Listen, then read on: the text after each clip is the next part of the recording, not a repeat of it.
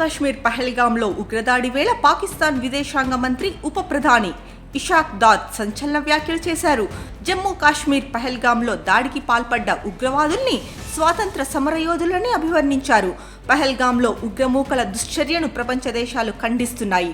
పాకిస్తాన్ తీరుపై పరోక్షంగా దుమ్మెత్తిపోస్తున్నాయి. ఉగ్రదాడిని ఖండిస్తూ భారత్కు సంఘీభావం తెలుపుతున్నాయి.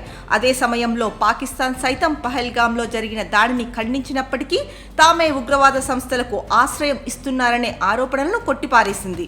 అయితే ఈ నేపథ్యంలో పాకిస్తాన్ ఉప ప్రధాని ఇషాక్ దార్ ఏప్రిల్ 22న పహల్గాంలో దాడి చేసిన వారు స్వాతంత్ర సమర యోధులని వ్యాఖ్యానించారు.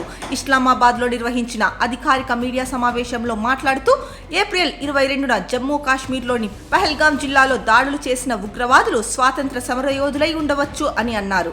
ప్రధాని మోడీ పహల్గాం ఉగ్రవాదులకు బహిరంగంగా తీవ్ర హెచ్చరికలు జారీ చేశారు. ఎక్కడ దాక్కున్నా ప్రపంచపు అంచుల దాకా వెంటాడి మరీ వాళ్లను మట్టిలో కలిపేస్తాం. వారిని ప్రోత్సహిస్తున్న దుష్టశక్తిని కఠినంగా శిక్షిస్తాం. కలలోనైనా ఊహించలేని స్థాయిలో ప్రతీకారం తీర్చుకొని తీరుతామని అన్నారు. ప్రధాని మోడీ చేసిన వ్యాఖ్యలకు ఇషాక్ దార్ పరోక్షంగా స్పందించారు. పహల్గాం ఉగ్రదాడి తర్వాత భారత్ తీసుకున్న చర్యలకు ప్రతిస్పందనగా పాక్ సైన్యం ఎలాంటి సవాళ్లకైనా సిద్ధంగా ఉందన్నారు. భారతదేశం ఏదైనా దుస్సాహసానికి ప్రయత్నిస్తే గతంలో కంటే దారుణమైన పరిణామాలు ఎదుర్కోవాల్సి ఉంటుందని హెచ్చరించారు. పాకిస్తాన్ పౌరులను లక్ష్యంగా చేసుకుంటే భారత పౌరులు సురక్షితంగా ఉండరని రక్షణ మంత్రి ఖవాజా ఆసిఫ్ అన్నారు.